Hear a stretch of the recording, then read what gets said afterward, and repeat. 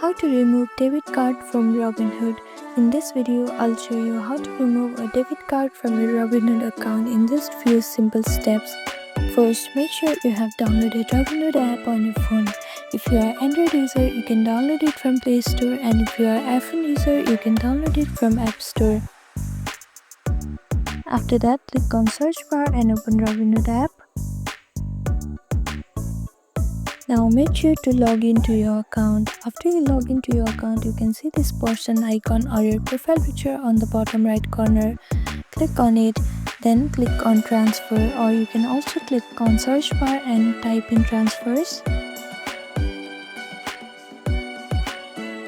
Next, tap on this transfer option. Then choose linked account or linked bank. You'll see a list of linked account. Tap on the debit card you want to remove. Now tap on remove or unlink and confirm your actions. So this is how you can remove debit card from your Robinhood account. Thank you for watching this video. Please do not forget to like, share and subscribe to our channel, and comment down below if you have any other queries. Thank you.